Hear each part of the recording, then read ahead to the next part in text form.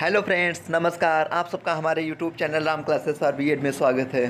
तो दोस्तों, जो आज का ये वीडियो है ये आपके लिए बहुत ही हेल्पफुल वीडियो रहेगा, क्योंकि इसमें जो समकालीन भारत और शिक्षा है, ठीक है, तो इसमें जो भी जितने भी इम्पोर्टेंट जो क्वेश्चंस हैं ना, जो आए हुए हैं प्रीवियस ईयर, ठीक है, तो मैं उन सबको बताऊँगा कैसे लॉन्ग्स में आते हैं, कौन कौन कब क्वेश्चन आया हुआ है। तो ये सब आज हम इसमें बताएंगे। बहुत ही आपके लिए, आप बीएड फर्स्ट ईयर के हैं या सेकेंड ईयर के हैं, सेकेंड ईयर में मतलब सिलेबस फिर आपको मैच करना पड़ेगा, ठीक है, क्योंकि अलग अलग यूनिवर्सिटी में होता क्या, अलग अलग थोड़ा सिलेबस वो हो जाता है ना, कुछ टॉपिक सेकंड ईयर में मिल जाते हैं, कुछ फर्स्ट ईयर में, ऐसा हो जाता है, ठीक है।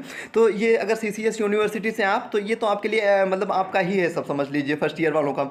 तो इसमें हम आपको बताते हैं कैसे क्वेश्चंस आते हैं। तो जो ये है वैदिक काल, ठीक है, यूनिट फर्स्ट है ये। तो यूनिट फर्स्ट जो है वैदिक काल, तो इसमें तीन है ना, पहला है वैदिक काल, दूसरा है बौद्ध काल, तीसरा है मध्यकाल, ठीक है। वैदिक काल जिसे जो है प्राचीन कालीन शिक्षा भी बोलते हैं, ठीक है। तो ये बहुत इंपॉर्टेंट है, पहला टॉपिक का पहला यूनिट ही, पहला यूनिट का पहला टॉपिक। तो इसमें दिखाते हैं हम आपको जो क्वेश्चन आया है वैदिक काल से। ये मैं पूछा था वैदिक काल की प्रमुख विशेषताएं, 2016 में आया है, 2017 में आया है, 2019 में आया है, वो भी लॉन्ग में आया हुआ है, ठीक है। तो कभी कभी होता है क्वेश्चन सेम रखता है, ठीक है, कभी इधर उधर थोड़ा बहुत जो कर देता है, उससे आप लोग क्या समझते हैं कि पेपर ही मतलब वो क्वेश्चन अलग हो, क्वेश्चन नहीं अलग होता है। तो ये कैसे पूछा गया 2016 में, कैसे आया 2017 में, कैसे आया 2018 में, मैं बताता हूँ। जो 2016 में ये 2017 में ये क्वेश्चन पूछा गया था, तो 2017 में ऐसे पूछा था कि प्राचीन कालीन शिक्षा की प्रमुख विशेषताओं का विस्तृत वर्णन कीजिए और आपकी सम्मति में यह शिक्षा आज के भारत में किस सीमा तक उपयोगी हो सकती है। ये क्वेश्चन था लॉन्ग में, ठीक है, ऐसे आया था। फिर 2019 में जो पूछा था उसमें मतलब बताया था कि जो प्राचीन भारत में शिक्षा की प्रमुख विशेषताएं क्या थी, वर्तमान भारत में एक प्रभावशाली राष्ट्रीय शिक्षा प्रणाली विकसित करने के लिए किस सीमा तक उनका प्रयोग किया जा सकता है। ये क्वेश्चन जो है सेम था, पर ऐसे ही आया था। कभी कभी 2 नंबर में रख देता है, पूछ देता है जो वैदिककालीन शिक्षा से संबंधित जो संस्कार थे वो बताए, तो उसमें कौन सा उपनयन संस्कार हो गया, विद्यारंभ संस्कार हो गया, आपका समावर्तन संस्कार हो गया, तो ये भी होता है, ठीक है। 2016 में आया था ये 2 नंबर में क्वेश्चन, ठीक है, तो लॉन्ग में अधिकतर आ जाता है। फिर दूसरा आता है बौद्धकालीन शिक्षा, ठीक है, तो ये 2016 में भी आया हुआ, 2019 में भी आया हुआ, ठीक है। तो इसकी क्या विशेषताएं पूछी थी, ठीक है, तो इसकी विशेषताएं पूछी थी। और 2017 में भी आया हो, 17 में क्या पूछा था, 2 नंबर में आया था, वो भी पूछा था जो बौद्ध काल में जो भारत में खोले गए 2 मुक्त विश्वविद्यालय हैं उनके नाम बताइए। तो उसमें जो पहला है आपका वो है नालंदा विश्वविद्यालय, दूसरा कौन सा है, तक्षशिला विश्वविद्यालय, ठीक है, तो ये भी लॉन्ग में आता है। फिर आता मध्यकालीन शिक्षा, ठीक है, या मुस्लिम कालीन शिक्षा।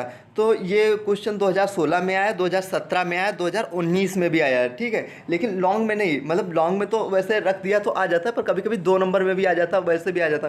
तो इसमें क्या 2016 में आया था उसमें विशेषताएं पूछी गई थी। फिर जो दूसरी यूनिट है, ठीक है, दूसरी यूनिट में जो भी इंपॉर्टेंट है वो मैं बता रहा हूँ। पहला है मैकाले का विवरण पत्र 1835, ये तो क्वेश्चन बहुत इंपॉर्टेंट है। ये एक दूसरा ये वुड का घोषणा पत्र 1854, ये दो के दोनों बहुत इंपॉर्टेंट हैं, ठीक है।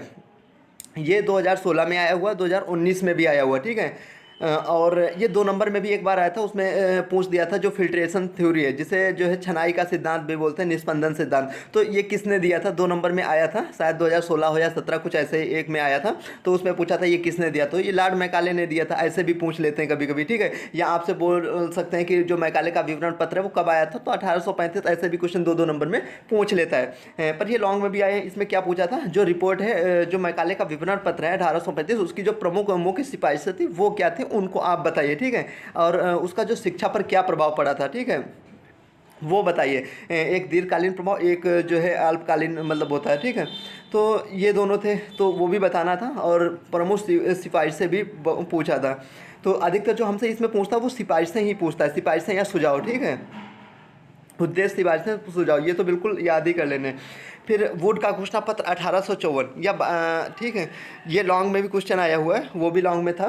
तो इसमें क्या था, वुड का घोषणा पत्र 1854, या जिसे क्या बोलते हैं भारतीय शिक्षा का महाधिकार पत्र भी बोला जाता है। तो ये क्वेश्चन भी आया था, ये आया था 2017 में, 2019 में भी, ठीक है। इसमें सिफारिशें पूछी गई थी। हाँ, जो ये क्वेश्चन 2017-19 में पूछा गया वो कैसे पूछा गया मैं बताता हूँ। उसमें बताया गया था जो वुड का घोषणा पत्र है या आदेश पत्र, ठीक है, वह भारतीय शिक्षा का महाधिकार पत्र कहा जाता है, उसकी समीक्षा कीजिए। ये क्वेश्चन ऐसे आया था, ठीक है। या आपसे पूछ सकता है जो वुड के घोषणा पत्र की प्रमुख सिफारिशें क्या थी, क्या यह शिक्षा का महाधिकार पत्र कहा जा सकता है, ऐसा क्वेश्चन आ सकता है। वो इधर उधर सिर्फ अपनी जो है लैंग्वेज इधर से उधर चेंज करता है थोड़ा बहुत, ठीक है, बाकी सब सेम ही रहता है। ये था। फिर है भारतीय शिक्षा आयोग या हंटर कमीशन 1882, ये भी एक बार आया हुआ है, ठीक है, उसमें सुझाव पूछे गए थे।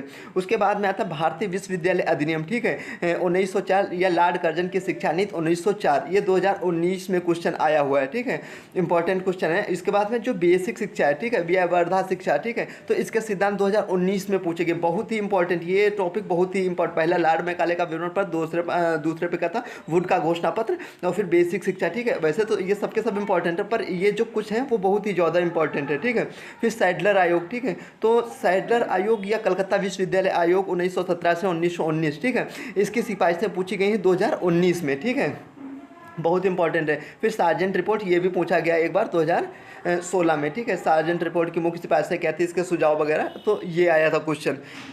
उसके बाद में यूनिट 3 आती है, तो यूनिट 3 में जो है माध्यमिक शिक्षा आयोग या मुदालियर कमीशन, ठीक है, 1952 टू 1953, तो ये क्वेश्चन भी आया हुआ है और बहुत इंपॉर्टेंट ही क्वेश्चन है, ठीक है, बहुत इंपॉर्टेंट क्वेश्चन है। उसके बाद में ये है राष्ट्रीय शिक्षा नीति 1986, ठीक है, की विशेषताएं, 2016 में आया हुआ, 2019 में भी आया हुआ, और इसका जो संशोधित रूप है 1992, ठीक है, या 1900, आपसे क्वेश्चन मतलब इधर उधर ही करता है, संशोधित रूप 1952, या जनार्दन जो है रेड्डी समित भी पूछ सकता है 1952 जो 92 की मुख्य सिफारिशें क्या थी, तो ऐसे वो क्वेश्चन पूछता है। तो ये दो के दोनों ये बहुत ही इंपॉर्टेंट है, 3 मतलब ये हो गए ना, माध्यमिक शिक्षा आयोग या मुदालियर कमीशन ये वाला, दूसरा राष्ट्रीय शिक्षा नीति 1986, और इसका जो संशोधित रूप है 1952 वाला, ठीक है, जिसे जनार्दन रेड्डी समिति भी बोलते हैं, ठीक है, तो ये तो बहुत ही इंपॉर्टेंट है, ठीक है।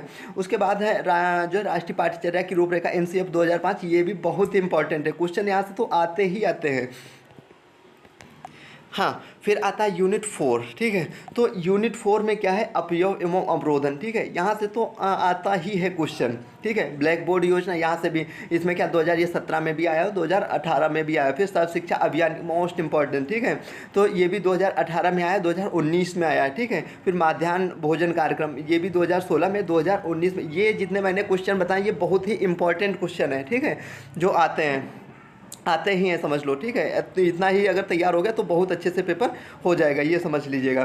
फिर यूनिट 5 मैंने इसमें शायद छोड़ दिया ना, हाँ, इसमें मैंने यूनिट 5 नहीं किया, वो तो बहुत ही इंपॉर्टेंट सेकेंडरी एजुकेशन ना, तो वहाँ से तो लॉन्ग में क्वेश्चन आता है, बहुत अच्छा, ठीक है, यहाँ पे छूट गया है, चलो मैं उसके लिए अलग से वीडियो डाल दूँगा, ठीक है। फिर यूनिट 6 आता है, तो यूनिट 6 में क्या आया है, देखिए यूनिट 6 में विश्वविद्यालय अनुदान आयोग UGC, ठीक है, ये भी मैंने पढ़ाया है बहुत अच्छे से, ठीक है, वीडियो में। फिर स्त्री शिक्षा की आवश्यकता, ये 2019 में आया हुआ। फिर भारत में जनसंख्या शिक्षा का महत्व, ठीक है, और जनसंख्या शिक्षा के उद्देश्य 2019। फिर त्रिभाषा सूत्र मोस्ट इंपॉर्टेंट, ठीक है। फिर अध्यापक शिक्षा के 4 उद्देश्य बताइए, तो 2018 में ये भी आया हो। तो ये सब क्वेश्चन है जो बहुत इंपॉर्टेंट है, मतलब इतना अच्छे से आपको तैयार ही होना चाहिए, यहाँ से तो क्वेश्चन आएगा ही इतना सब। तो आई होप ये वीडियो आपको बहुत अच्छी लगी होगी, और बहुत ही जो इम्पोर्टेंट है वो इम्पोर्टेंट क्वेश्चंस वो मैंने बता दिया। और हाँ, क्वेश्चन जो यूनिट 5 छूट गई है वो इम्पॉर्टेंट है, बहुत इंपॉर्टेंट वो भी है, वहाँ से भी लॉन्ग में आता है, ठीक है, तो उसके लिए अलग से वीडियो डाल दूँगा, या आप एक बार देख लीजिएगा। तो ठीक, आज के लिए इतना ही।